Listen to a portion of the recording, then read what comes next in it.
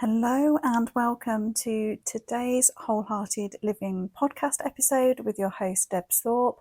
And today we are diving into emotions, what it means to be a deeply feeling person in a messy world. So let's do this.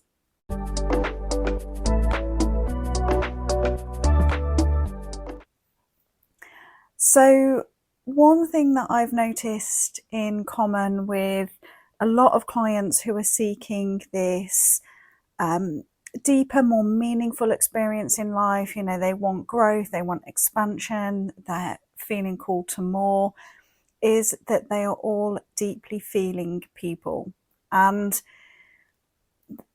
typically it causes a lot of confusion and a lot of self-judgment, because typically we have grown up with a sense that we are too much, like we're too sensitive, we feel too deeply, our whole existence is too much, it's too deep for a lot of people around us to relate to and cope with. And what can happen is that because we've been this way since children, that what can happen is that from a very, very young age, we internalize that to be a problem with ourselves.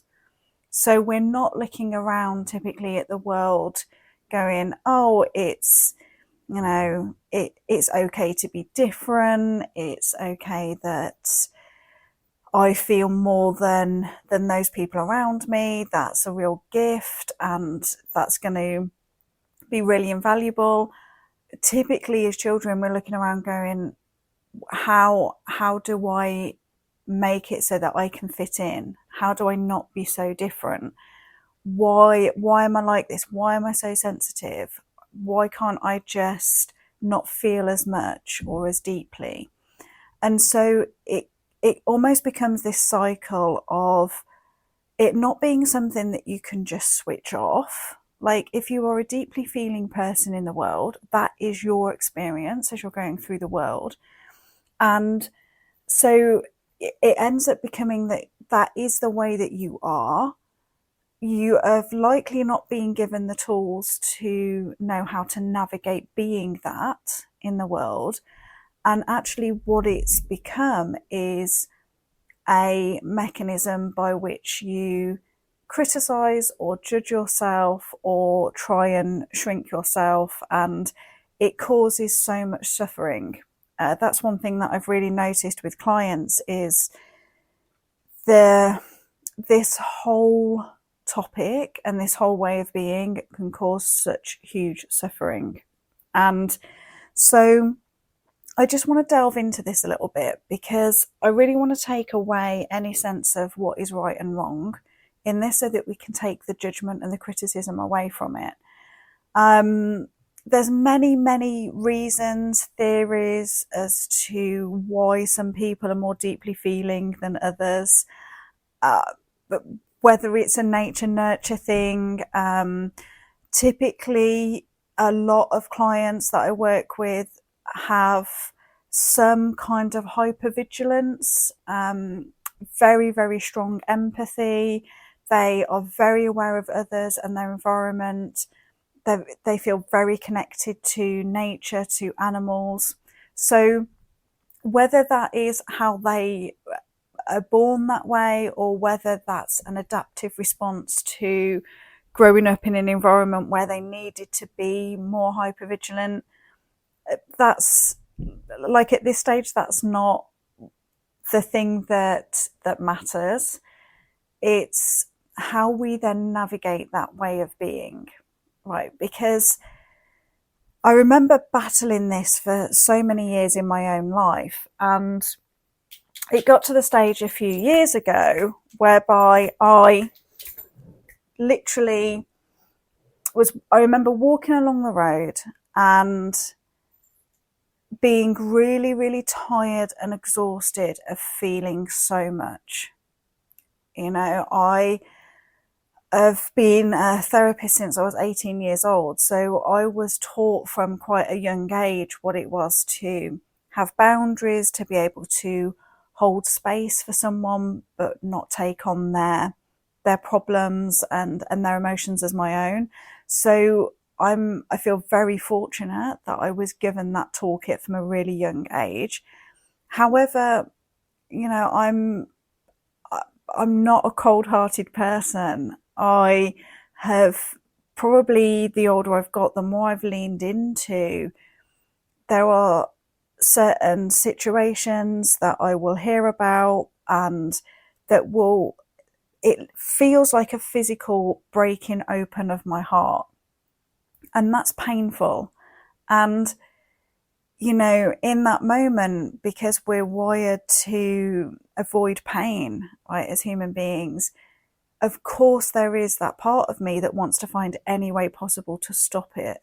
You know, in that moment, I don't want to be feeling the pain of the world, of that person, of that experience. And so it's logical that there is that bit in my brain that goes, look, can we just not be like this? It would be so much easier if we just didn't feel so much. And so, you know, I would keep going around in this circle of how do I just not feel so much? Like, what tools, what techniques can I bring in that will just help me to not feel so much? And after many, many failed attempts, I remember walking down the path one day. There had been a particular experience that had really just broken my heart right open. And I remember just having this conversation with the universe that said, okay, I'm done fighting this. I need to lean into the acceptance that I am a deeply feeling person in a particularly messy world right now, and that's going to be tough. And I'm not going to fight this anymore. What I am going to do is make sure that I pay attention to what it is that heals my heart and sews my heart back together again, right? So the second I gave myself permission to go there with the depth of the feeling, there was just so much release and so much more comfort, actually. And so what I then focused in on was, okay, I can allow my heart to break open when it hears of suffering and pain. And, you know, there's so many situations in life that causes it. It feels like a really physical sensation, this real breaking open of my heart. I am also very aware of the places, the people, the environments that sew that heart back together again. And for me, that is nature, that is loving, kind people around me, that's my dogs, that's, you know, lots of different things out in the world that can also help to restore that and heal it. And so what I've learned to do over the years is ensure that that stays as in balance as it can. So if there's tragedy, pain, suffering, I also make sure that I stay connected to the parts, the experiences in the world that help soothe and heal and ground and just surround me with love. So that's really what I wanted to get across in this podcast episode, because it's a tough path to walk when you are sensitive to energies, to people's emotions, where you can read at a deeper level life situations and experiences and people. It's a tough path to walk, and it's a battle that I have witnessed in myself, but with so many clients, where trying to fight against that or try and change that causes more suffering. And so I really just want to reassure you, invite you, if you are a deeply feeling person in the world right now, it's okay that at times that feels really tough or really alone or isolating, or that you feel misunderstood in that, because not everybody is like this, and that's okay. However, you will need to find the things that also allow you to reconnect with the love, the peace, the healing that also exists in the world. Because if we stay too long in the pain, the suffering, the brokenheartedness of it all, it can feel really, the word that I would use to describe this is that it can feel quite claustrophobic. It can feel that you end up getting trapped in a like a cave somewhere. I remember when I didn't have this awareness years ago, and I would go through periods of time, like months at a time, where I would describe it to my husband as though joy, like my own joy, was locked away in a cupboard somewhere inside of me and I couldn't access it. So I was going about life and, I could access a lot of other emotions, but joy, like actual happiness, that was locked away somewhere and I didn't have access to it. And so, it's really important that being a deeply feeling person in the world, that we allow ourselves to feel it all. But we do so knowing that it's not our job to get stuck in any one particular emotion, right? So I really encourage you to allow yourself to be moved, understanding that it's not your job to take on the emotions of others. It's not your job to take on the suffering of the world, or it's not your job to take it on and hold it all and keep it. You are allowed to feel it. You are allowed to let yourself be moved by the world. But I want you to allow yourself to be moved on the whole spectrum of emotion. Okay, you get to also allow yourself to be moved by the beauty, the joy, the excitement, the passion that also exists in the world. So, you will have to craft this for yourself. These will be different for everybody. For me, it definitely is nature. For other people, it will be music. It will be the arts. It will be creation. It will be play. Like, find the thing it is, and you'll know, because your heart will feel like it's healing, it's being soothed, it's being lit up in the activities that are moving you in a really, really positive way, in a way that is healing you. So that's my invitation for you today, that if you do find yourself to be a deeply feeling person in the world right now, it's tough. It is tough. I'm not going to say that it isn't, okay? However, I just want you to know that you're not alone. There's many of us in the world, and it's such an immense gift. And I know that there's going to have been many times in your life when it hasn't felt that way, whereby you've felt the hurt and the pain of a betrayal, or someone who's taken advantage of your very nature, and like there's going to have been some wounds, and I really hear that. I also really invite you to give yourself permission and allow yourself to lean into that this is an immense gift, that it means that you experience life at a depth and a level that a lot of people don't. And that's really precious.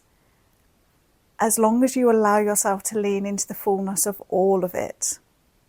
Okay, you don't just allow yourself for your heart to get ripped open and torn open by the world, but that you allow yourself to feel the depth and the breadth and the fullness of all of the amazing things in life as well. So when we can allow ourselves to fully lean into the whole scale of the emotions, then it really does balance it out, and it really crafts a really deep, full life. So that's one thing I want to leave you with. Another thing I want to leave you with regards to this topic today is just this understanding that emotions are designed to be transient. Okay, the clue is in the name really for us, that emotions are designed to be in motion. We're not designed to stay stuck, harbour different emotions. They are there to teach us something, guide us into something, let us know that maybe something's off or something's happened. We pay attention to the emotion. We don't ever deny it. We don't ever push it away. We pay attention to it. We invite it to show us what it wants to teach us, and then we release it and we allow it to move. And that's the process that we want to get very good at, being a deeply feeling person in the world, of allowing the emotions to move through us. Okay, so I will do another podcast episode on some of the different tools and techniques of how we actually process emotion. But for today, I just want to invite you to contemplate on that sense, that just because you are a deeply feeling person in the world doesn't mean that you have to hold all the emotion of the world. Okay, allow yourself to be moved, allow yourself to be deeply feeling, allow yourself to experience the whole vastness of the spectrum of emotion. Allow yourself to feel it and release it, and lean into the good stuff as well as all of the harder stuff and the tougher stuff that you'll naturally be picking up on anyway. Okay, so that's my invitation to you for today's podcast episode. Let me know your experience of being a deeply feeling person in a messy world right now, and what it is that helps you to navigate that. Okay, I wish you an amazing week, and I look forward to connecting with you very soon. Bye for now.